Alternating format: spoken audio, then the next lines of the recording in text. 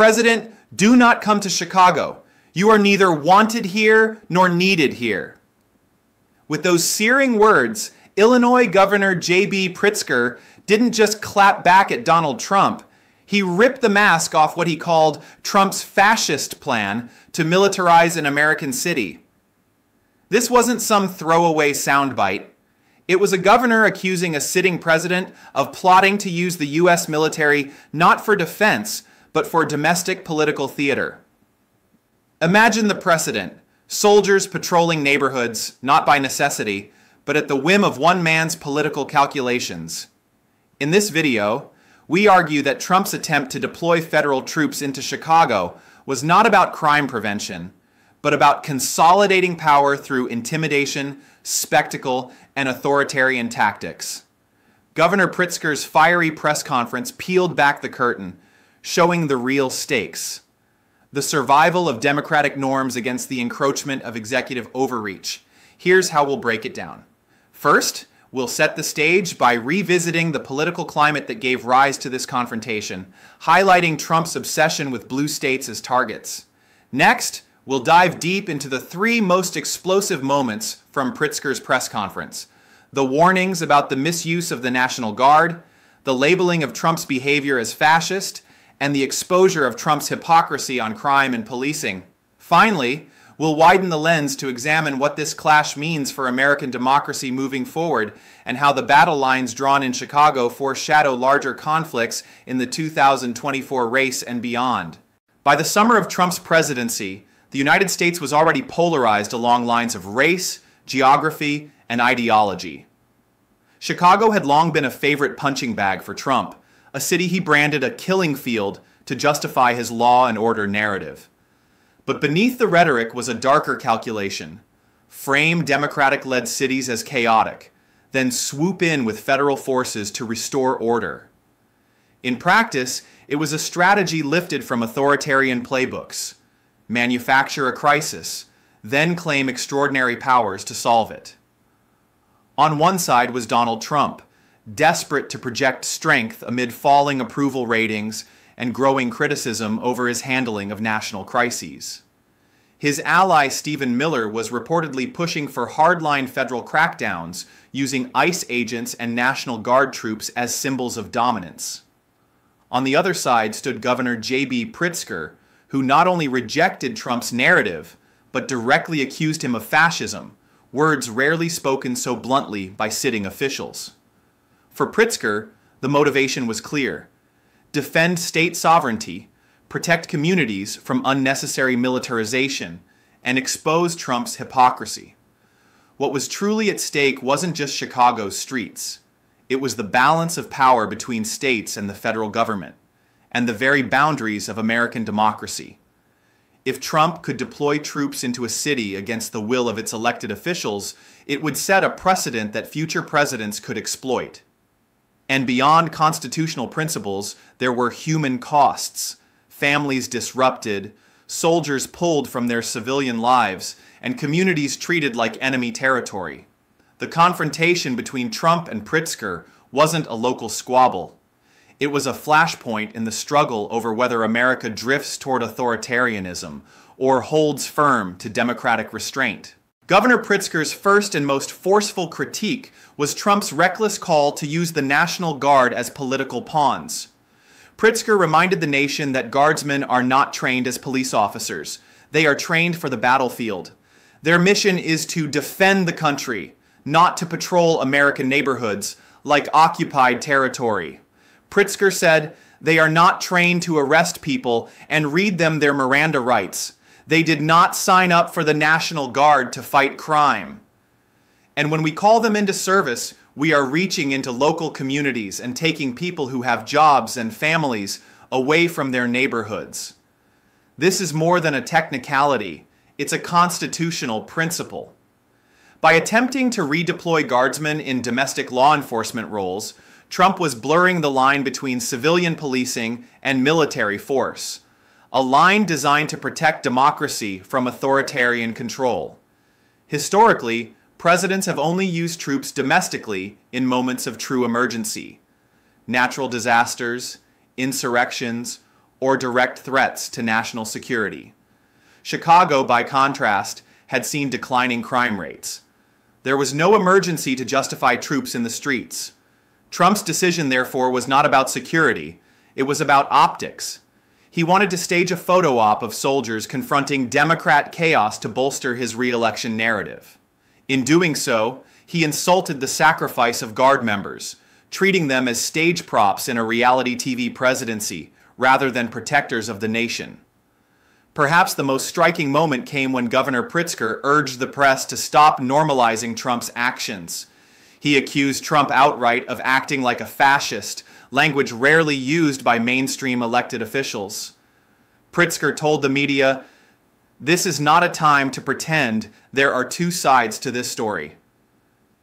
Donald Trump wants to use the military to occupy a U.S. city, punish his dissidents, and score political points. If this were happening in any other country, we would have no trouble calling it what it is: a dangerous power grab. The governor's words were more than rhetoric. They were a warning about democratic backsliding. By calling Trump's move fascist, Pritzker placed him in a lineage of leaders who manipulate fear and division to consolidate power. What makes this significant is that it reframes Trump's actions not as routine political disputes, but as a direct threat to the constitutional order. This wasn't about law and order. It was about authoritarianism disguised as security policy. And when local leaders start using the F word in public discourse, it reflects a broader alarm that America, long considered a beacon of democracy, was inching toward the very forms of government it once fought against. Pritzker's framing also challenged the media to abandon both sides-ism, the reflex to treat every controversy as partisan bickering. Instead, he demanded journalists recognize authoritarian creep for what it is. That was a direct appeal to the gatekeepers of public opinion, a call to prevent Trump from normalizing extraordinary abuses of power. One of the most devastating blows Pritzker landed was exposing Trump's hypocrisy. While Trump railed about Democrat cities out of control, his administration was simultaneously cutting funding for the very programs that reduced crime. Pritzker detailed how Trump and Republicans cut over $800 million in public safety and crime prevention grants nationally, including $158 million in funding to Illinois. He noted that Chicago had actually seen crime drop significantly. Murders cut nearly in half since 2021. Shootings down 37% year over year. Robberies down 34%. Meanwhile, 13 of the 20 cities with the highest homicide rates were in Republican-led states. Here lies the crux of the hypocrisy. Trump claimed to be tough on crime, but his record showed the opposite. By defunding proven prevention programs while scapegoating blue states, Trump weaponized crime statistics for partisan advantage. He ignored Republican-led states with higher homicide rates because acknowledging those numbers would undercut his narrative. Pritzker's data-driven rebuttal flipped the script. It showed that progressive policies, investments in community violence intervention, restrictions on assault weapons, expanded police funding, were actually delivering results. Trump, on the other hand, undermined safety by stripping resources while pushing militarization. This reframing wasn't just a defense of Chicago. It was an indictment of Trump's broader strategy: exploit fear, cut solutions, and then blame opponents for the fallout. Another undercurrent in Pritzker's remarks was the idea that Trump's attacks revealed his own weakness. The personal insults about weight, health, and appearance were, in Pritzker's words, projections. Pritzker responded, "It takes one to know one. The president himself is not in good shape. His personal attacks are just evidence of a guy still living in 5th grade. A bully who knows what he's saying is commentary on himself." For a president obsessed with image, Trump's resort to playground taunts backfired. Instead of intimidating opponents, he confirmed his inability to engage on substance. Pritzker's counterpunch reframed Trump as cognitively declining and physically unwell, flipping Trump's favorite tactic of personal ridicule back onto him. But more importantly, it highlighted the danger of projection in politics. A president in decline, physically, mentally, politically, was attempting to mask his vulnerabilities by exaggerating threats elsewhere. The attempt to militarize Chicago wasn't a show of dominance. It was desperation disguised as toughness. When leaders weaponize state power to cover personal weakness, democracy itself becomes collateral damage. The clash between Donald Trump and Governor Pritzker was more than a dispute over one city. It was a litmus test for the resilience of American democracy in the face of executive overreach. Trump's attempt to frame Chicago as a war zone revealed how quickly narratives can be weaponized to justify extraordinary powers. If unchallenged, it could have normalized the use of federal troops as a tool of partisan politics, turning every blue city into a potential stage for military theatrics. Pritzker's resistance, therefore, wasn't just about Illinois.